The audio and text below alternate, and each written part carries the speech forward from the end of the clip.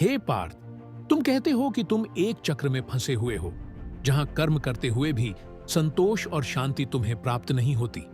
यह तुम्हारी मन स्थिति का स्वाभाविक परिणाम है। जब मन मोह और माया के बंधन में फंस जाता है, यह जो तुम फंसा हुआ महसूस करते हो, इसका कारण अज्ञान, असंयम और आसक्ति है।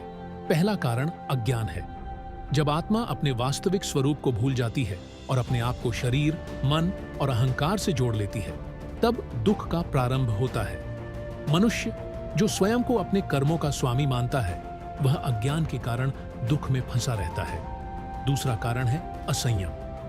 मन और इंद्रियों को नियंत्रित न करना ही दुख का दूसरा प्रमुख कारण है। मन चंचल है, वह बार बार तुम्हें बाहरी सुखों की ओर ले जाएगा, लेकिन यह सुख क्षणिक है। संयम ही तुम्हें इस चक्र से बाहर निकाल सकता है। और तीसरा कारण है आसक्ति। जब तुम फल की इच्छा में अपने कर्म करते हो, तब तुम अपने कर्म के परिणाम के जाल में फंस जाते हो। तुम्हारा अधिकार केवल कर्म करने में है, फल पर नहीं। पहला उपाय है स्वधर्म का पालन।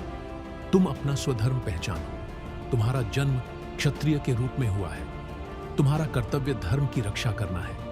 जब तुम अपने स्वधर्म का पालन करते हो, तब तुम संसार के मोह और दुख से ऊपर उठ जाते हो। दूसरा उपाय है साक्षी भाव। अपने आप को कर्मों का कर्ता मत मानो। तुम केवल निमित्त हो। तुम साक्षी बनकर अपने जीवन को देखो, तब तुम पाओगे कि तुम कभी फंसे हुए थे ही नहीं।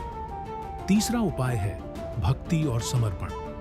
जब तुम मुझे पूर्ण रूप से समर्पित हो जाओगे, तो मैं तुम्हें इस चक्र से मुक्त कर दूंगा।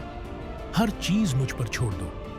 जब तुम समर्पण करोगे, तब मोह, दुख और भटकाव तुम्हें छू भी नहीं पाएंगे। ध्यान और आत्मज्ञान का अभ्यास करो। ध्यान तुम्हारे लिए एक शक्तिशाली साधन है। जब तुम ध्यान करते हो, तब तुम अपने मन को शांत करते हो। एकाग्रता से आत्मा की शक्ति जागृत होती है। याद रखो, अपने आप को उठाओ।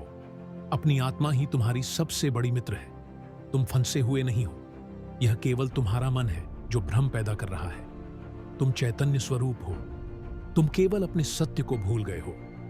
अपने स्वभाव को पहचानो, ध्यान करो, समर्पण करो और स्वधर्म का पालन करो। मैं तुम्हारे साथ हूं। जो मुझ में विश्वास करता है, उसके योग और क्षेम की जिम्मेदारी मैं स्वयं लेता हूं। अब उठो, इस मोह को त्यागो और अपने कर्म क्षेत्र में वापस जाओ।